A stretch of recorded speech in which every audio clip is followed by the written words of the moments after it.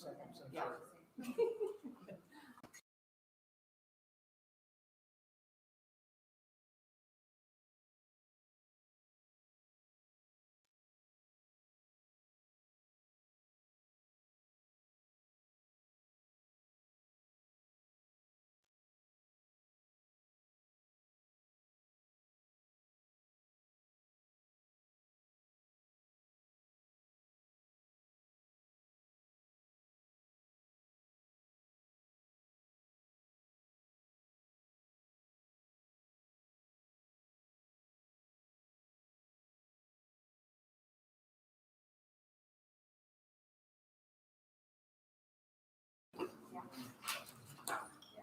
All right, we're now reconvening our meeting from closed session to regular session.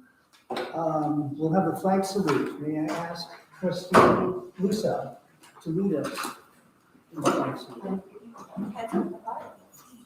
I pledge allegiance to the flag of the United States of America and to the republic for which it stands, one nation, under God, indivisible, with liberty and justice for all. This meeting is being recorded for the transcription of the minutes. At this time, speakers wishing to address the board this evening should turn in a completed speaker card to the board secretary. Report on action taken in closed session. Trustee Musa? None was taken. No action was taken, okay. We have an agenda to approve, and do you have some alteration to that agenda? No. No. So Okay, I motion to approve. okay, a second? Second. Second. Motion to approve in second. We'll do a voice acknowledgement. All those in favor, I'll call you by name. Trustee Musa? Aye. Trustee Barbaro? Aye. Trustee Ferrario? Aye. Trustee Chin? Aye. And I got Frank, okay, and so that is going to be approved. Okay, And your vote, President Heyman? And your vote? Your vote. You didn't vote yourself. oh, I didn't voice it? I'm Yes. sorry. I approve. Okay. We have now some presentations. Happy Hall? If I may respond, is that okay? Trustees, President, and thank you. So as you know, our ELOP program, we're looking for potential vendors to come and take over our ELOP program. We saw 2 presentations at the last board meeting. And so it's my pleasure to introduce Rachel, which I think some of you know, from Happy Hall, to do a presentation on how they can meet our needs for the ELOP program. Thank you. Yeah. I think we might need to turn that on.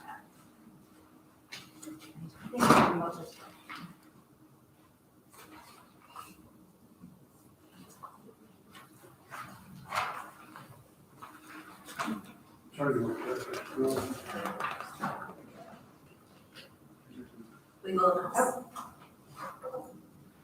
There we go. All right, awesome.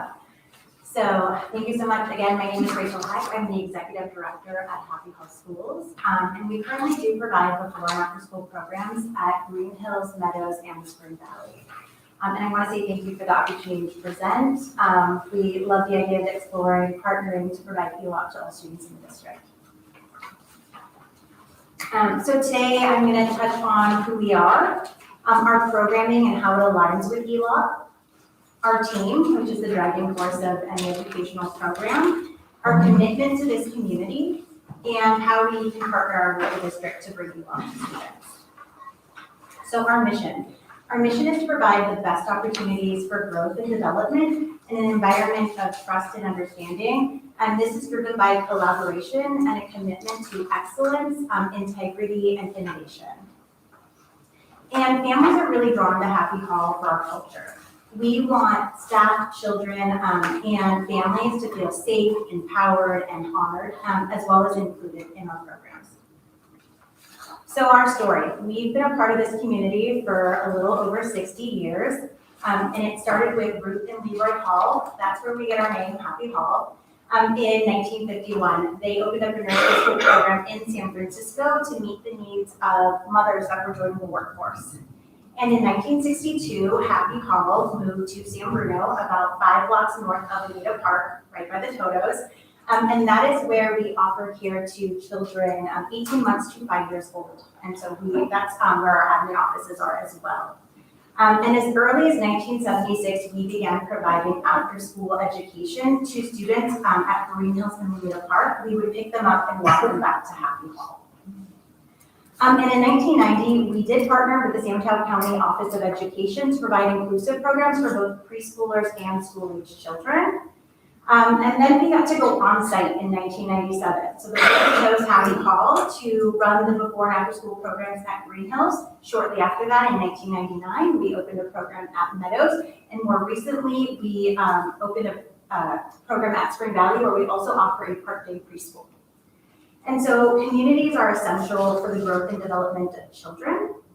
And this community has given a lot to me. So I'm going to share a little bit about my story. I was actually an unduplicated student in this district. I attended Lomita Park in Taylor where I had an IEP and support services. I did go on to graduate summa cum laude from Notre Dame, New York, and I'm currently earning my MBA at SF State, and I do contribute a lot of that to this community and the support that I received. And so it would be an honor to continue to support this community at Millbrae, all 5 of their schools. That would be amazing. So let's go on to our programming and how the programming that we offer does align with ELOP. So the goal of expanded learning is to provide before school, after school, and intersession learning programs that focus on academics, social, emotional, and the physical needs of children. And so there are 4 major components when looking at ELOP. You have your education and literacy. So this is going to be your tutoring and homework in areas like math and literature. And then you're gonna have your educational enrichment. So this is gonna be creative arts, maybe like a chess club. And this is also where you're gonna get your physical movement and recreation activities. And then it's really important that staff meet certain qualifications. And then lastly, there's the program days. There's those 100 student days, school days, and then the 30 intercession days. And I'm happy to let you know that currently at our 3 programs, we meet or exceed all of those deadlines. So I'll tell you a little bit about our current before and after school programs. We are licensed by the state of California, and we have a ratio of 1 to 14, which is really great to provide that personalized care. We are currently operating 180 days out of the school year, and our hours are 7 a.m. to 6 p.m. And this really allows us to support working families.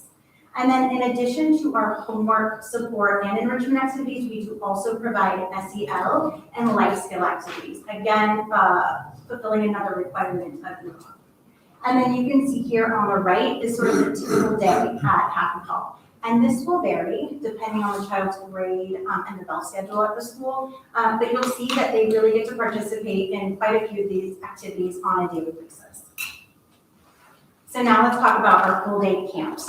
We offer 14 weeks of programming throughout the year, and 4 of those weeks are during the school year. So we have 1 week of fall camp, which is now that week for Thanksgiving, 2 weeks of winter camp, and then 1 week of spring camp. And then in the summer, we offer 10 weeks of programming to Millbrae students. Again, our hours are 7 to 6 p.m. because we have families that are working year round.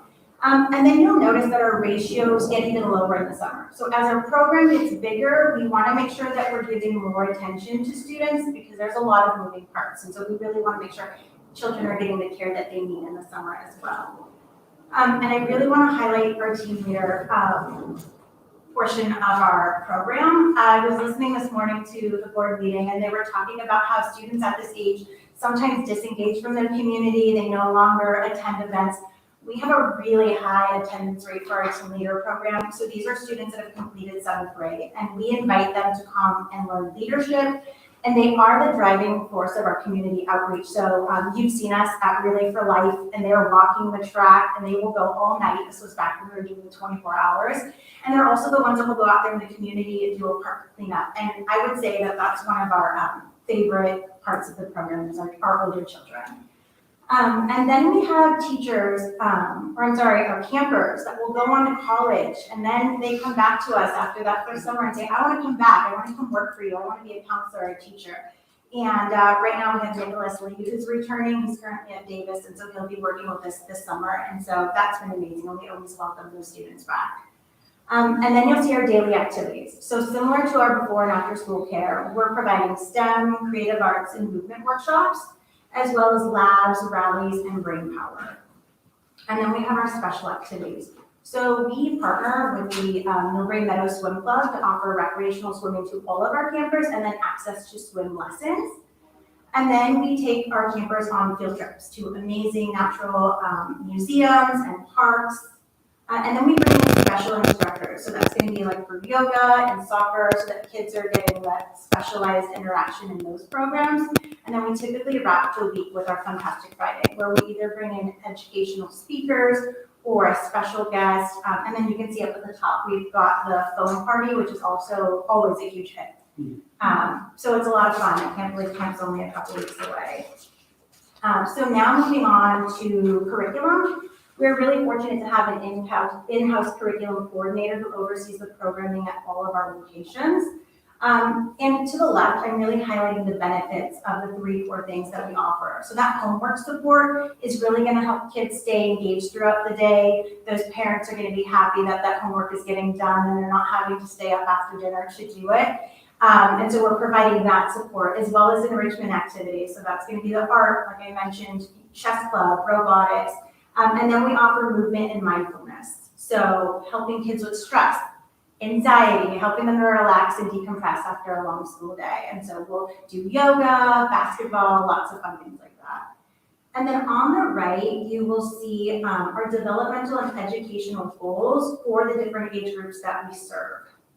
And one really unique thing is that because we're local, we're not providing curriculum to the masses. Our curriculum is for Millbrae students. So if we find out that a teacher is teaching a specific unit or students have emerging interests, we really focus on emerging curriculum. So although our in-house coordinator is overseeing everything, there's flexibility and we're really able to inspire the kids with the curriculum that we're creating. So I think that's really unique to our program. It's not a cookie cutter curriculum that we're pushing out to several locations.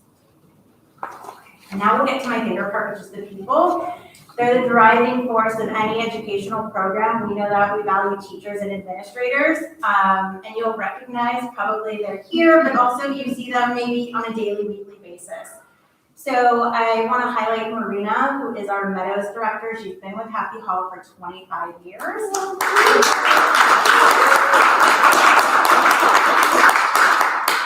And Annie Quintana, who's been with us for 14 years. She's our Spring Valley.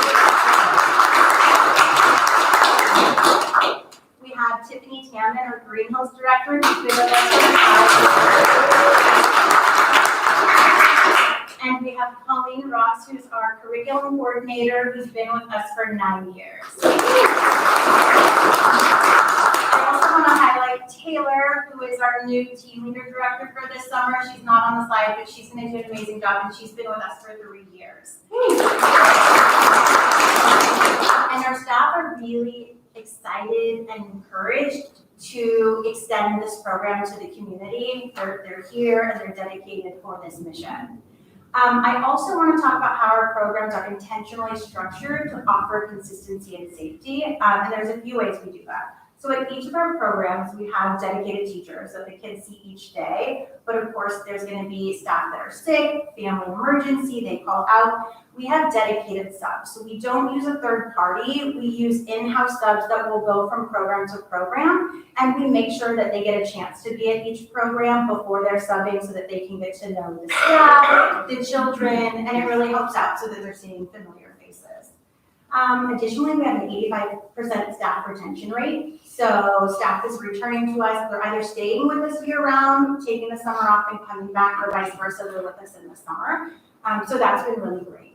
And then our same school year staff are typically the ones that are leaving summer. So these kids are getting 12 months of consistency, which is really great, especially in summer when there's a lot of moving parts and we're creating new groups each week, depending on enrollment. It helps when we know 75% of the kids. We know what makes them tick, we know their families, and so we're really able to sort of pre-plan how we want it to go with the relationships and those types of things. So that's been really great.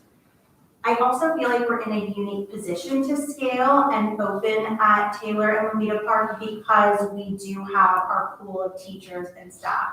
So if we were to go to Lamita Park and Taylor, we can bring our seasoned teachers over there so that they can give those kids the happy hall experience while we're mentoring new staff. And what we can do is have new staff come and fill in at some of our other programs so that there's not, this retraining or shock of having all new people. So educators, we know that hiring isn't easy, but I do believe that our equitable staff wages, our creative curriculum, and our support of Millbrae families is what attracts and keeps teachers with us. And the other thing too is being a local community, I think they're very invested in Millbrae because we're here, we're headquartered here. And safety. Safety is a huge component of any educational program when you're working with students. So part of our safety is the system that we use to manage childcare. So we use a one core software system, which I think the district is familiar with. It does allow a simple enrollment process as well as tracking different metrics, attendance, ratio, and that type of thing. But the part I really want to highlight are the apps. So there is a classroom app that lets teachers have quick access to medical and allergy information, which is really important, as well as who is authorized or not authorized to pick up a child, along with photos of who those people are. And the system also requires a unique PIN for any person who is signing a child in or out that is unique to them. As well as there is a family app. So there's an app that's dedicated to the family and they communicate with each other. So there's two-way communication between the two apps. And then that's where the family is going to receive real-time updates with photos, videos. They finished their homework today. Maybe they have 3 pages left, something like that. For our younger students, especially at our preschool, parents love updates on what they ate. That's always exciting news for them. And then we can also share curriculum and activities, important updates, those types of things. And then staff. They're the heart and soul of our program, but it also means that they have to meet a lot of requirements to be able to work with kids, and we ensure that we trust them with our kids. And so the hiring process starts with a virtual interview, and then it moves into an in-person interview and evaluation.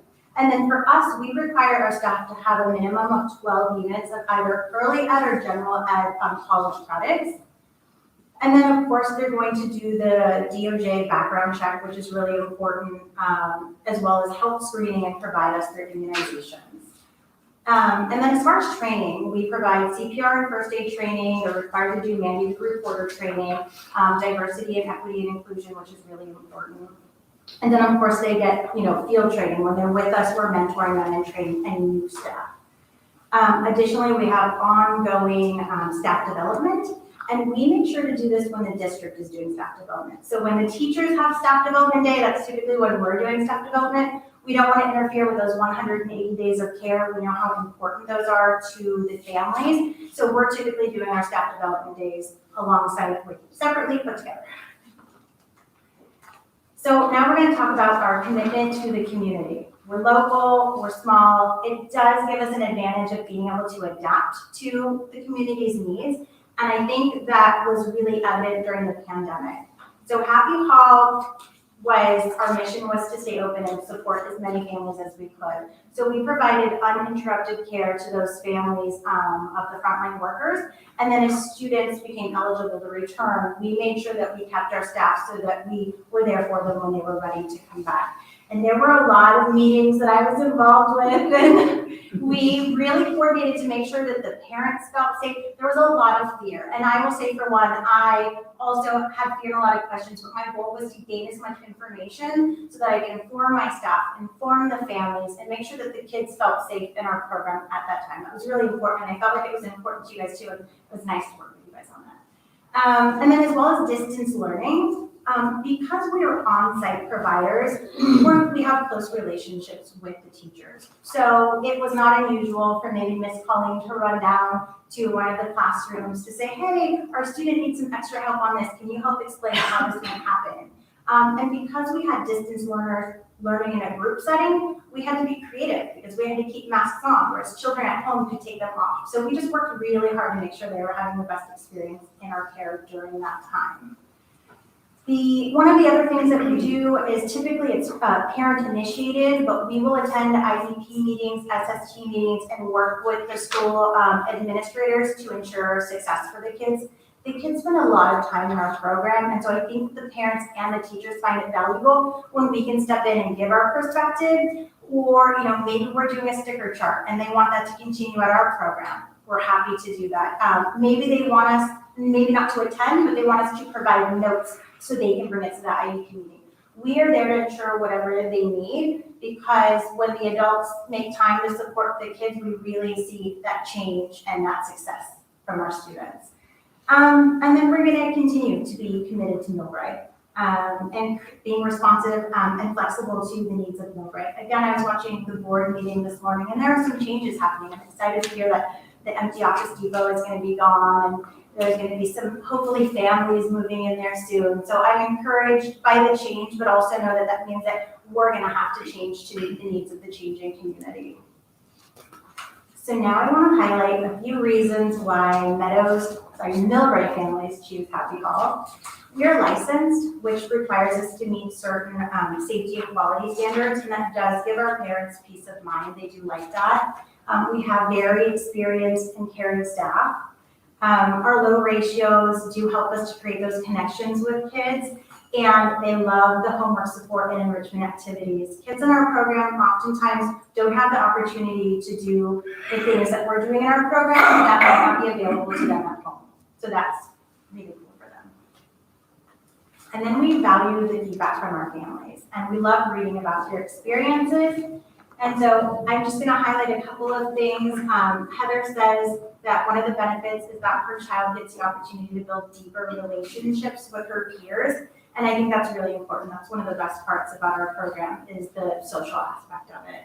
As well as them feeling that it's a second family. And then a lot of people, again, feedback, they can't say enough about the homework support. We really love that. But it's equally important for us to know how the community feels about us. One thing that's really important for us is that the principals at each location feel that they can trust us with their students, and they depend on us, and we try to be there for them throughout the day. So even though our program is in the morning and the afternoon, we often will try to make ourselves available during the day if they need anything. And I do want to highlight a couple messages here. I will say that we have had some administrators and teachers often have their children in our program because they need those after school hours taken care of so that they can plan and go to meetings. And we have a lovely message from the principal of Taylor Middle School, Erin Zletnich, and she shares about her son's experience in our program, and so that she felt that her child was in great hands, and that's always great to hear. And then Green Hills principal, Carrie Dees, shares about her experience partnering with us.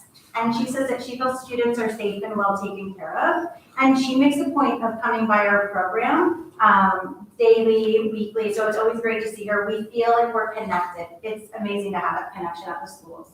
So that does lead to my next slide, which is how our directors and our staff collaborate with the teachers at each of the locations and build deep relationships. It's really important for them to know the people that are at the front desks that are, they're making sure that the school is safe. And so I've got a wonderful message from Meadows Administrative Secretary Kelly Zapersky, and she did spend a summer with us, and she let us know that when kids are at Happy Hall, they feel like they belong and they feel like they matter, and it's good to hear that. That's important. Okay, so our calendars. So what you're seeing here is our school year calendar, and you can see that it aligns with the district. I think I actually modeled it from the district calendar years ago. When you guys changed your format, we changed ours. You'll see the 180 days that we provide before and after school care. You'll see the 14 weeks of camp sessions, and then you'll see any staff development, holidays, those types of things. And this is exciting. This is this summer's at a glance for our summer. It's 10 weeks, again, of unique programming. There's a weekly theme, and you'll get to see the activities. And I can't believe it's just a couple weeks away. And so that just gives you an idea of how we structure our programs. So moving forward, we would love to see if we can offer and coordinate with the district to partner this summer, if that's possible. Whether that means offering full day or part day care and education to children that are going to summer school. I know it's happening at Spring Valley and not Meadows this summer, but we can talk about what we can do to make that happen. And we can begin to enroll for the fall at Meadows, Spring Valley, and Green Hills. We are prepared to do that. We can grow staff. We've got room in our programs for unduplicated students. And then once we set up sort of an enrollment process for Lomita Park and Taylor, we can then do that, again, prioritizing unduplicated students at those centers. And then what's really exciting is for summer 2024, we can try to create a seamless summer program. So whether we are a complementary program to the MESP summer program or fully integrated, we are open to both of those options. And the other thing we've been wanting to do is open up more than one location. I know that transportation can be tricky, I would say even maybe more so in the summer. And so we would love to look at next year, what other sites that we could be at so that we could serve more children. And the last thing I'll do is leave you with some highlights of the benefits of partnering with Happy Hall. So our team has been partnering with Millbrae Schools for 50 years. It's an honor for us to serve this community. We have an active pool of local teachers and subs to support an expansion to Lomita Park and Taylor. We are ready to offer ELOP at all 5 schools. You can see that currently our curriculum and our programming is in alignment with the ELOP requirements. We are licensed and our ratios are 1:14. And again, our high retention rate will make sure that there's consistency in the district for these students. And lastly, we are ready to partner. We're in a unique position where we're here, we're staffed, we've had a relationship. And so I want to see, in the next couple of weeks, what can we do? What can we make happen? So again, I want to thank you for giving me the opportunity to present, and I'm happy to take any questions. Questions? Comments? Maggie? I see that the board at the school you have snacks. And so when you have the day program, I'm assuming you have to sell meals. We do. So how does that work? So for a while, we contracted with a third vendor, but we found that the kids really liked the lunches that we made because we would prepare lunches on Friday. So we actually moved to providing them in-house. So we have somebody who has a food service license, and so we've created sort of a buffet menu for the students, and the parents can opt in if they want to. So is that extra fee or? Right now, it's an extra fee. Yes. And with the ELOP, would that be something that the ELOP pays for, or you? And the district any, provides? yeah, I'm sorry. Any students that qualify for free would get everything for free. The food would not be at any additional cost. The entire program would be free for those students that qualify. So is it from the district or is it from Happy Home? It would be a combination. The students that are free, the ELOP money would pay for the students that qualify under the unduplicated category, and then any students that don't qualify, that would be a fee-based program.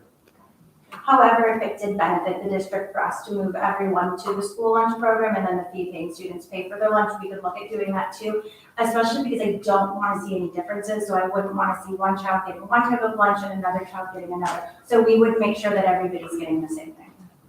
Yeah, that's a good idea.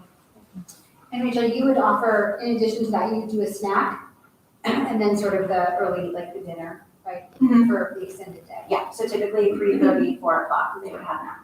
And then, how about in the summer? It would be, because I know it would be an extension of our summer school day. Mhm. So then you would provide like lunch and an early dinner, Mhm. because they'd be with you from like 12 until 6. Absolutely. Okay, and a snack in the middle of that.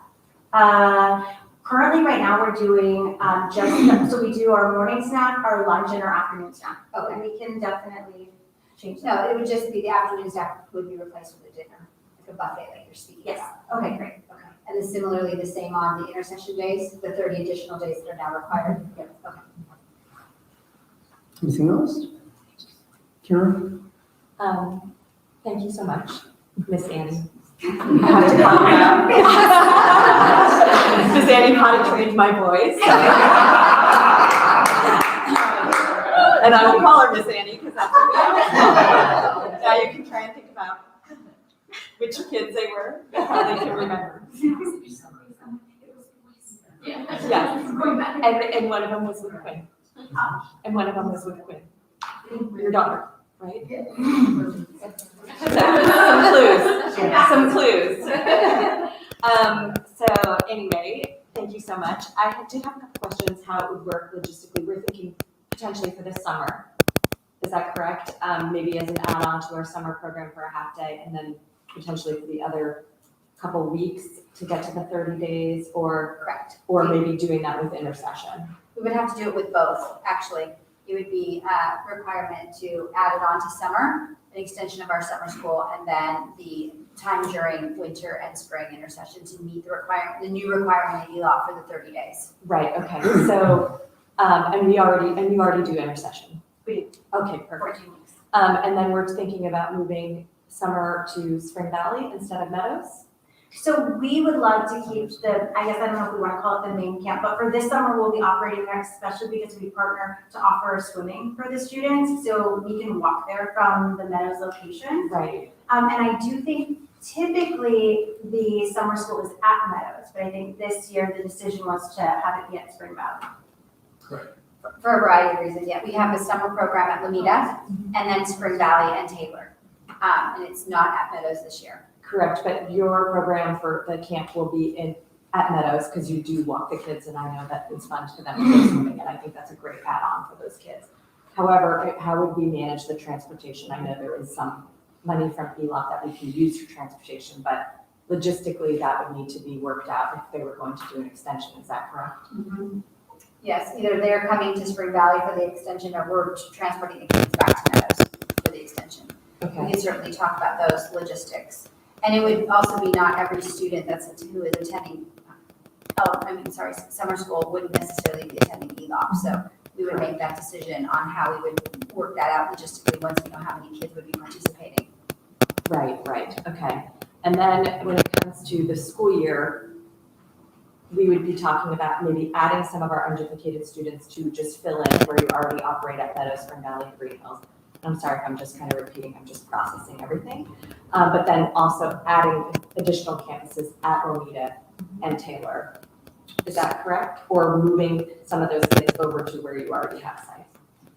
The goal is to open an after-school program at each of our sites, all 5 sites. Okay, I just wanted to confirm that. And then just in terms of I'm just so curious as to why you were never at Lomita specifically. We were. Okay, A that's long what I time thought. ago. We were there, I don't know if any of you guys remember A Small World. They kind of took off at one point and the district was in a crunch. And so the district asked us to go and complete the school year, which we did. And then I believe, again, secondhand information, because I wasn't there when this happened, that the district wanted to they wanted to do the after school program. And I think they did, we're talking like 1991, 1992. And so I think the district took it over and then eventually it was ASUS. So we were there, but we have not coordinated in this capacity before. Okay, and I'm just kind of curious as to why, since that is the school that is like walking distance to where I had taken my kids for preschool. And, just kind of wondering kind of how that evolved. Like there was an RFP for ASUS last year. And just kind of curious as to how that didn't quite, sort of come together. Like was there a lack of interest or a lack of knowledge about it? I would definitely say a lack of knowledge. I think that we were unclear of what the requirements were, even for the program itself.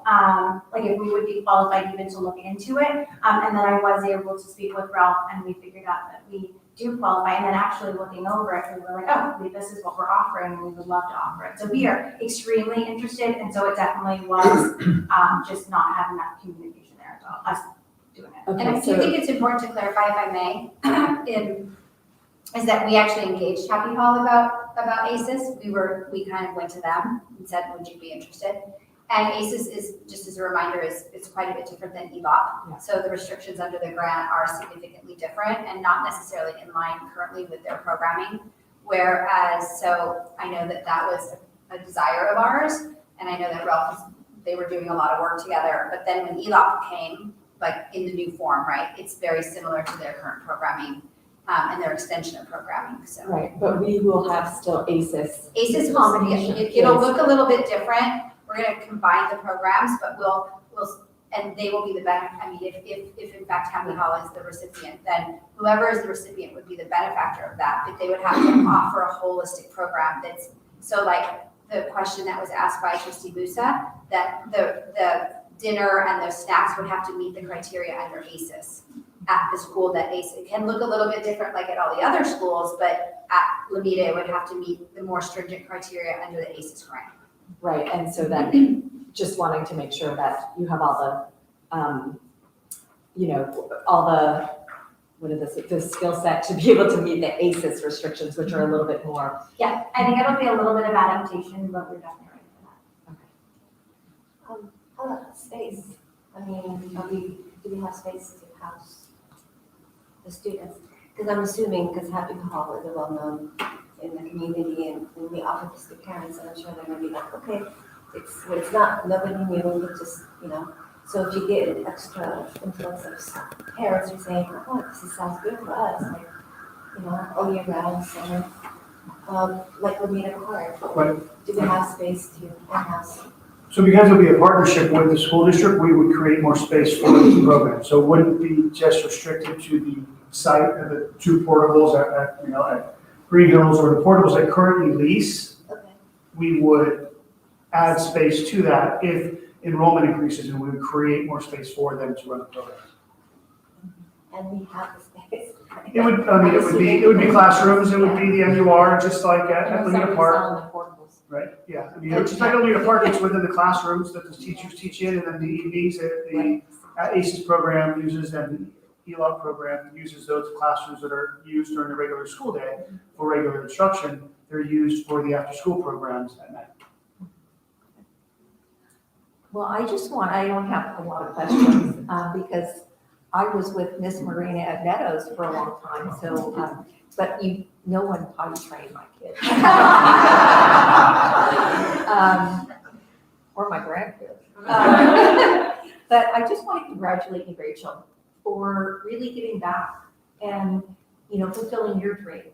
And so I just think that speaks volumes of why you're here. So I appreciate that so much.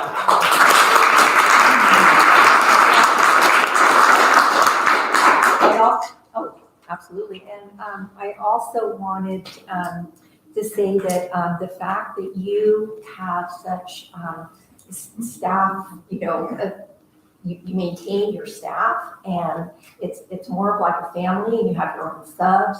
That is going to be so, that's in your local. And these are all things for me that are really important, because I want our students, and I used to live at Lamita Park, as they live.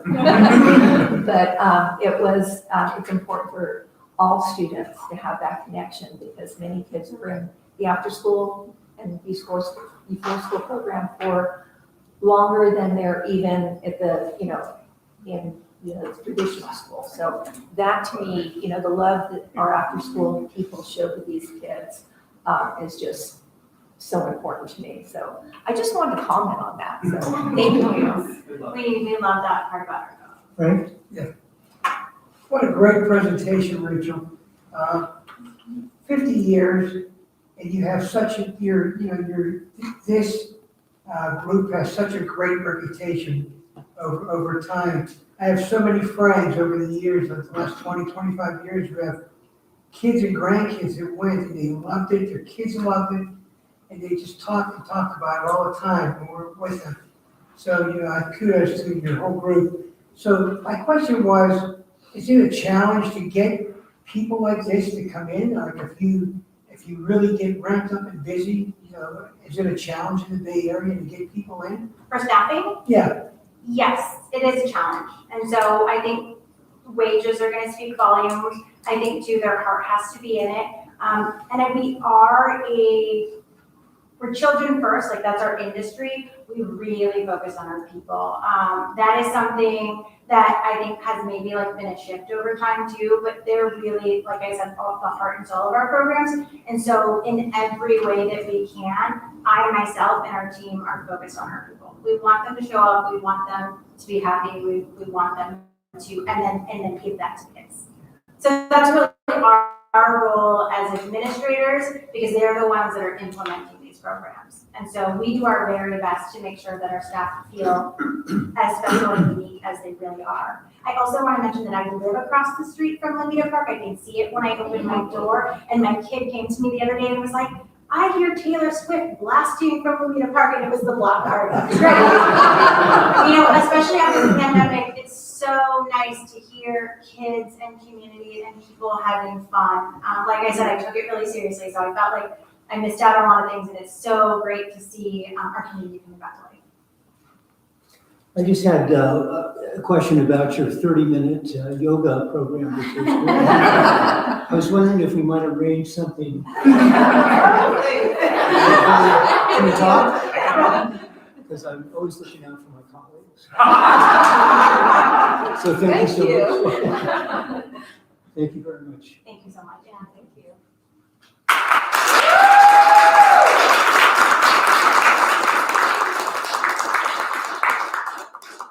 Okay, we have another presentation tonight, and that is about our maintenance and operations, kind of the heart and soul. I'm going to just introduce them and give